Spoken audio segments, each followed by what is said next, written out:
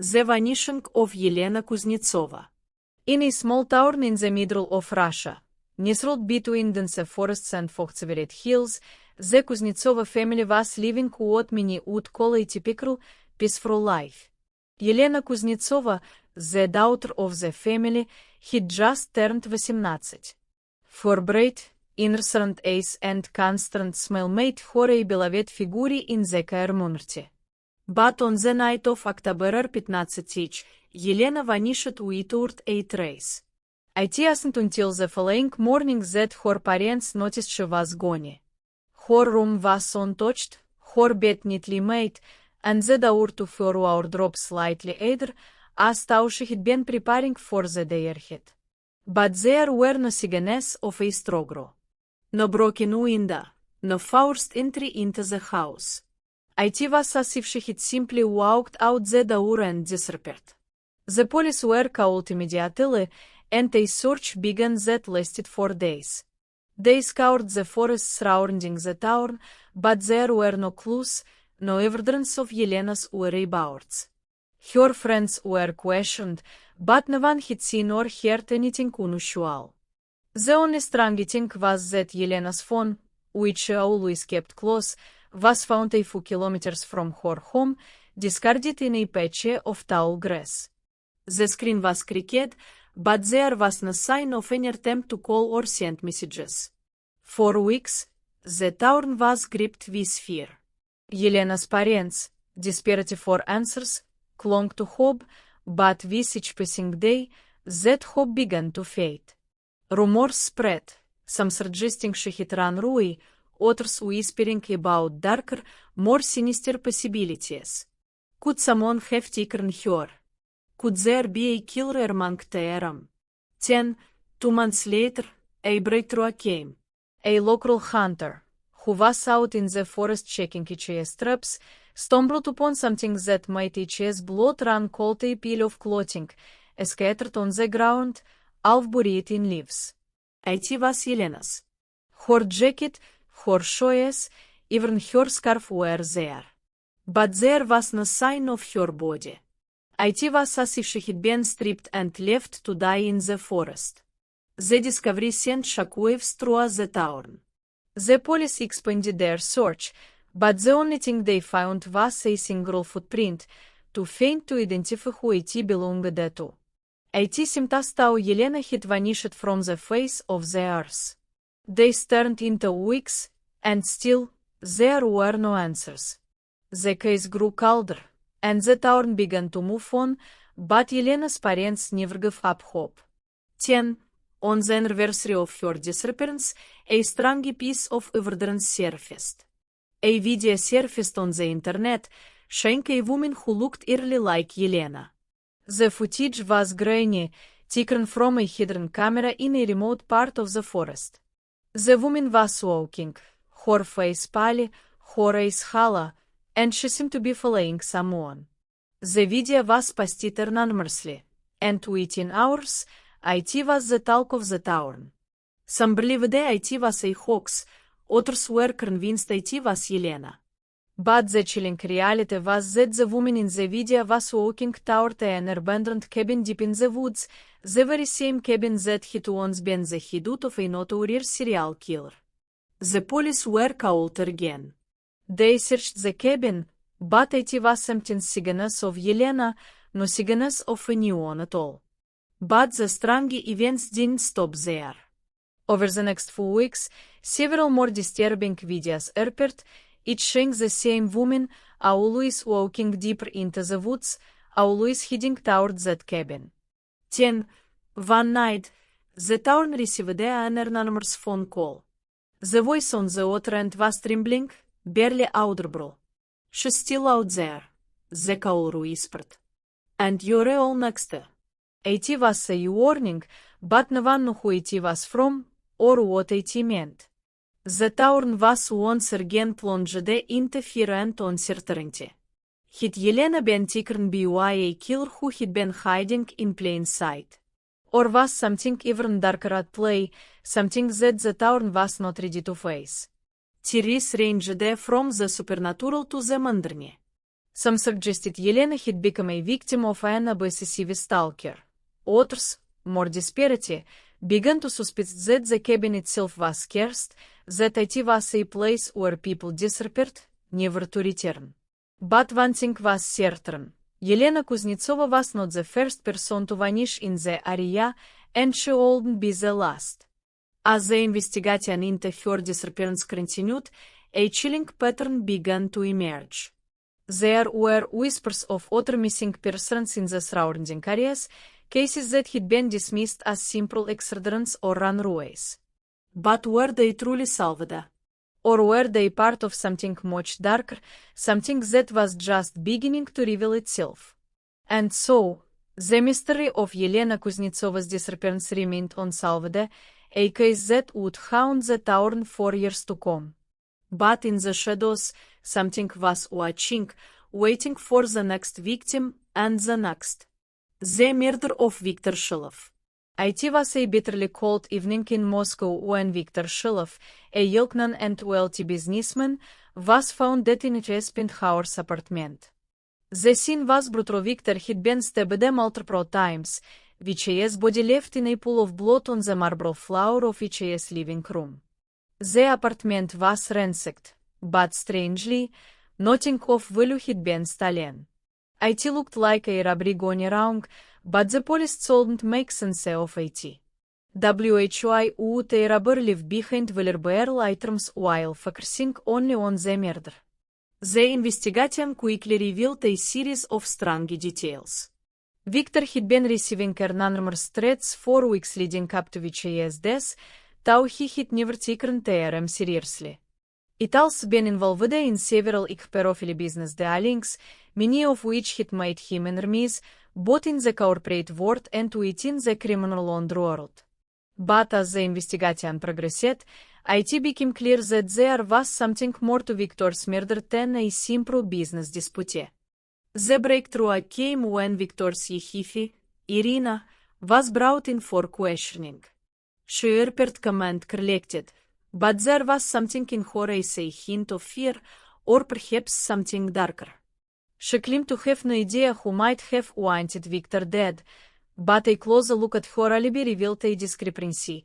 She had been in the city the night of the murder, even though she had claimed to be out of town. The police immediately arrested her, but she maintained her innocence, insisting she had nothing to do with it. The case took another turn when Viktor's business partner, Andrei Morozov, was implicated. Andrei was a close friend of Viktor's, but recent tensions between the two had strained their relationship. Andrei's financial troubles had worsened in the months leading up to Viktor's death, and there were rumors that Viktor was planning to cut him out of their joint venture. Could Andrei have killed his partner to secure his own future? But the more the police dug, the more they realized that the truth was far more complicated. Viktor's life had been full of lies, betrayals, and secrets.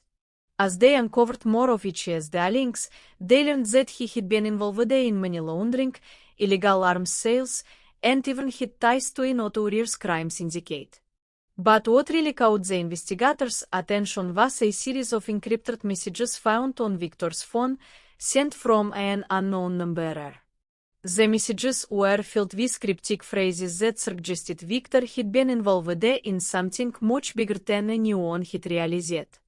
The investigation into Viktor's murder revealed a tangled web of criminal activity, betrayal, and a dangerous game of power. But as the pieces fell into place, it became clear that the murder was not just about money or revenge. It was part of something much darker, something that had been building for years. And as the case unfolded, it became evident that Viktor's death was just the beginning of something far more sinister. In the end, it wasn't Irina or Andrei who had killed Viktor Shilov. It was someone far more dangerous, a person who had been operating in the shadows, pulling the strings all along. The true killer was never caught, and the case was closed as unsolved, leaving behind more questions than answers. But one thing was certain. Victor Shelof's death was the first in a series of murders that would shake the city to its core, and the investigation would soon lead to even darker places. The silence of Alyoshy Karpov. The disappearance of Alyoshy Karpov was unlike any of the other cases the police had dealt with before. It wasn't a brutal murder, a robbery gone wrong, or even a kidnapping. It was simply the disappearance of a man from HES on life. One moment, Alyoshy was there, sitting at HES desk in HES small, modest apartment in St. Petersburg, finishing up some paperwork. The next, he was gone.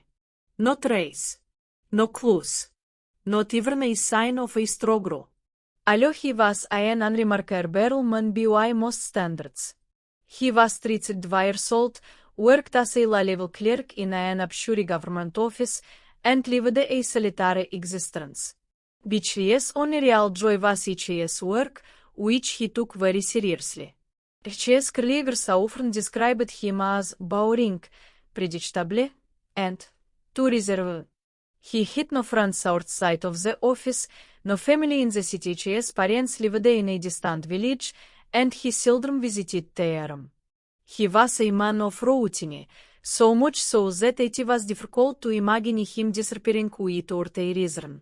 His disappearance was first noticed by his neighbor, a woman named Yelena, who had knocked on his door when she hadn't seen him in the building for a few days. No answer. The door was locked, and through the people, she saw nothing unusual. She called the police, who arrived hours later, only to find that the apartment was empty. Alyoshy's personal belongings were all in places clothes in the wardrobe, which his shoes neatly lined up, the dishes untouched in the sink. It looked like he had simply walked out and never returned. The police were baffled. Alyoshy had no known enemies, no debts, and no reason to run away. HES financial records showed nothing out of the ordinary, and HES phone records revealed no suspicious calls or messages. He hadn't left behind a note, a sign of distress, or any indication that he had planned to disappear. It was as if he had simply evaporated.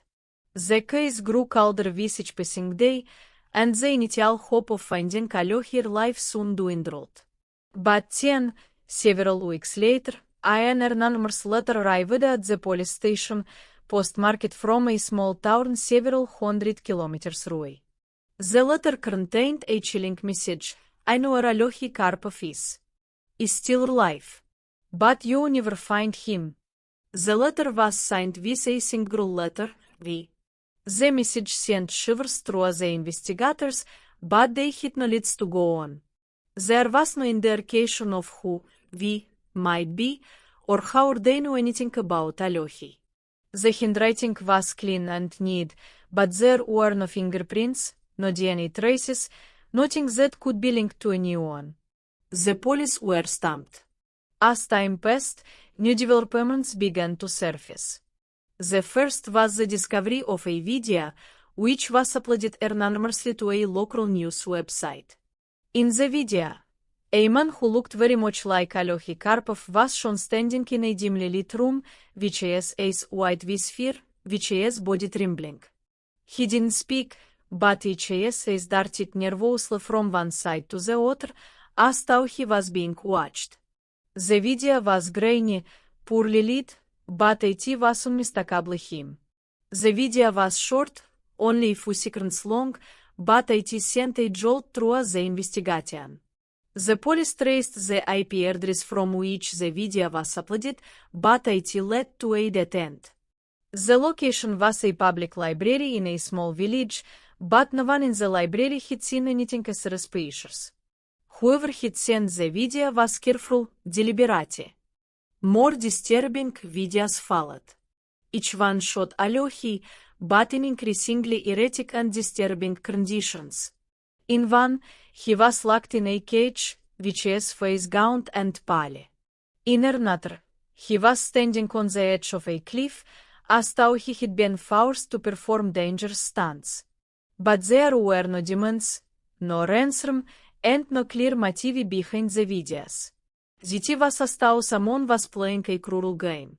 The videos began to show places that the investigators recognized abandoned buildings, empty forests, and dilapidated train stations. It was clear that the person behind these videos knew the city well, and possibly even knew his life. But who would want to torment him like this? And why? 10. The most chilling video surfaced. Alohi was standing in the middle of a dark room, and as the camera zoomed in, the figure of a tall man loomed behind him. The man's face was shadowed, but his eyes glowed unnaturally. He whispered something in Alohi's ear, and that terrified man nodded. The video caught off abruptly. The police were no closer to finding Alohi, but they hit a new theory. There was someone or something behind all of this, someone who was pulling the strings and using Alohi as a pawn in some twisted game. It wasn't until months later that the breakthrough came. The police had been following a lead that had connected Alohi's disappearance to a series of unsolved cases across the country, cases that seemed unrelated at first but had one strong thing in common. Each case involved the people who were seemingly normal, living ordinary lives, only to vanish without a trace. After a long investigation, the police uncovered a disturbing connection. The letters V had appeared in every single one of these cases, either written by the perpetrators or found near the scene of each disappearance. The more they dug, the more the investigators realized they were dealing with a shadowy group, a cult, perhaps, or a network of highly organized individuals who had been operating in the background of Russian society for decades.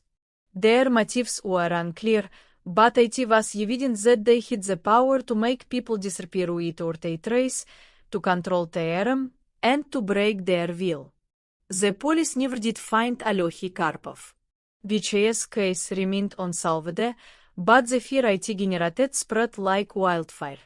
Whispers of the mysterious V began to circulate in the criminal underworld, and soon people began to speak of a larger conspiracy, something that was pulling the strings behind the scenes. In the end, Alohi Karpov was just another name on a long list of vanished people. But the mystery of his disappearance haunted the police and the town, as it seemed to point toward something much larger, something far more dangerous than anyone could have imagined. The haunting of Irina Ivanova. Irina Ivanova's death was, on the surface, another tragic but unremarkable case. A young woman found dead in her apartment, a single gunshot wound to her chest.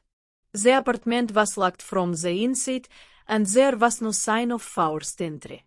It looked like a suicide at first, but the evidence didn't add up. Irina had been happy, successful, and loved by her friends and family. There was no reason for her to take her own life. But the more the police dug into Irina's past, the more they realized that her death was anything but simple. Irina had always been an enigma. She was known to have a successful career in a prestigious law firm, but who knew much about her personal life. She kept her relationships private, her social media accounts sparse, and even her closest friends found her difficult to read. There were whispers that Irina had been involved in something dark, something that no one could quite put their finger on. When her body was found, there was no note, no indication of why she would have ended her life.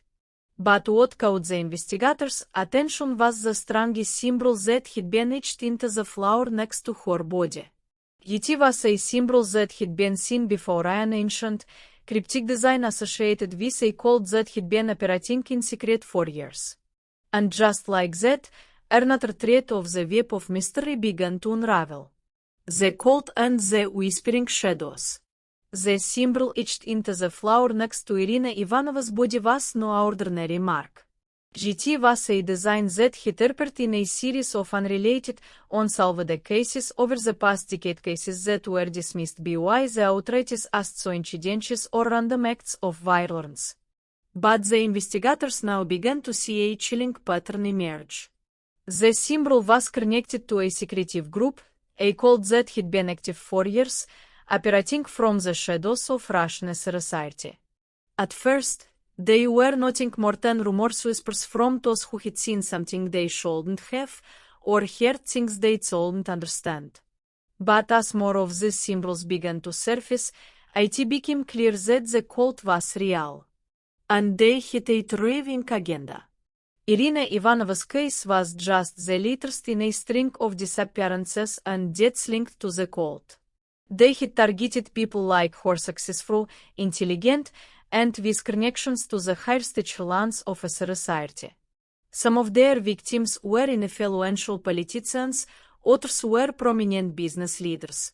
But the majority of the victims were ordinary people, drawn in by the cult's sinister influence. The more the police dug, the more they discovered that Irina had been entangled in the cult's web. She had been attending secret meetings for months, drawn into their world of dark rituals and whispered promises of power and immortality. The cult was not just a religious group, it was a network of influential individuals, both within and outside the government, who sought to manipulate and control the levers of power for their own gain. Irina had tried to extricate herself from their grasp, but they were not willing to let go. In the weeks leading up to her death, she had grown increasingly paranoid.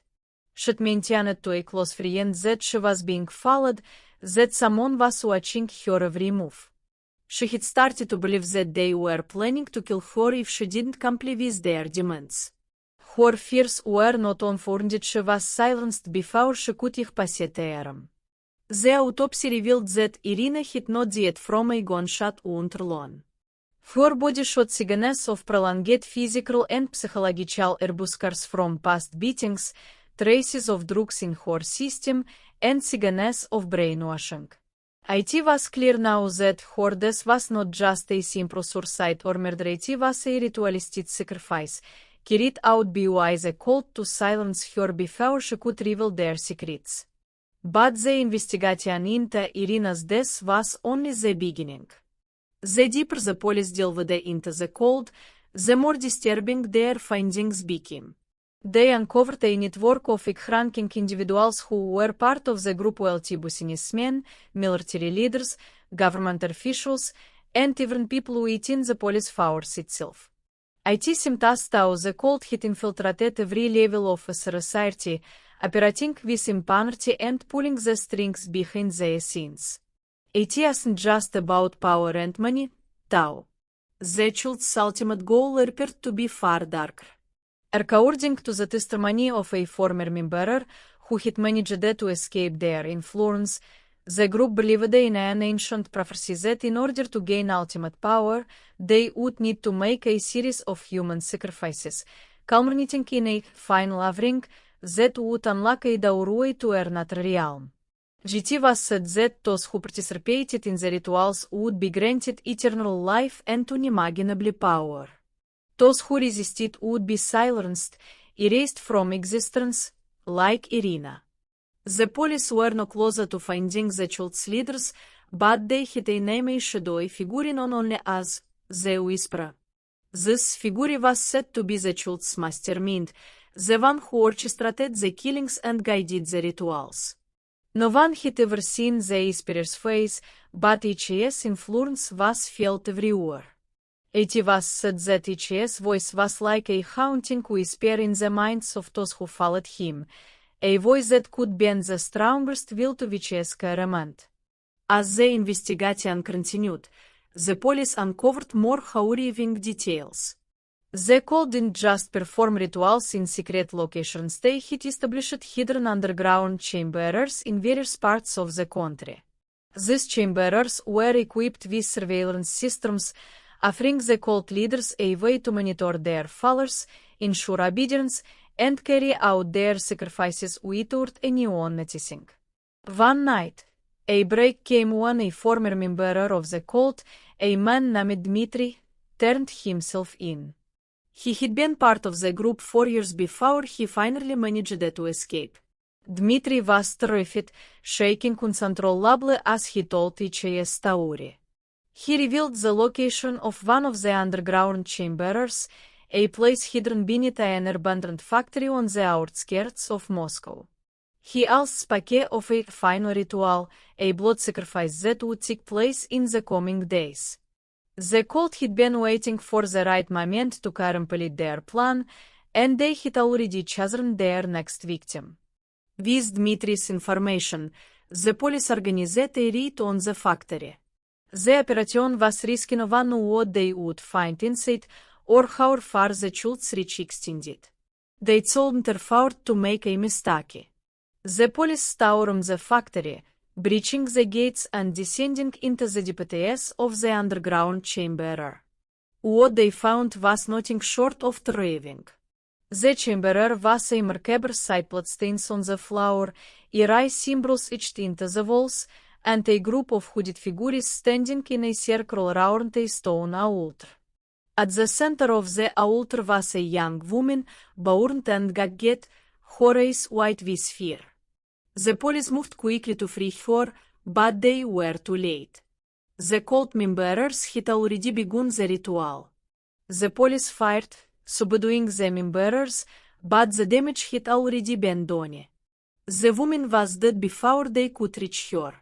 But the true horror lay in the discovery that followed.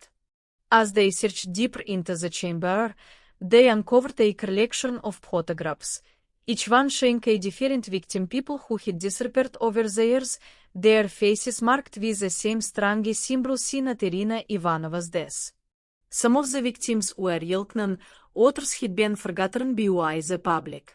But they all shared one thing in common: they had been part of the cult's dark rituals, part of the sacrifices that had fueled its twisted beliefs. The police were left with more questions than answers. They had managed to stop one ritual, but the cult was still out there, still operating in the shadows, still planning its next move. The whisper was still at large, VHS voice still whispering in the minds of VHS followers, pulling them deeper into the abyss. The investigation was far from over. And as the police closed the fastest doors behind them, they realized that they had uncovered only the tip of the iceberg. The cult's influence was vast, and it seemed like nothing could stop it.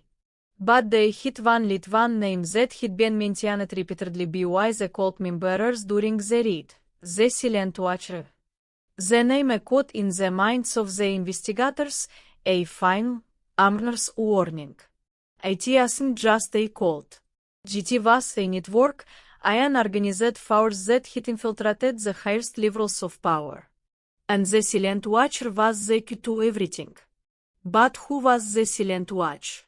And what would it take to bring down an enemy that had been watching from the shadows for so long? The investigation into Irina Ivanova's death was just the beginning. The cult was still out there, and the true horrors had yet to be revealed.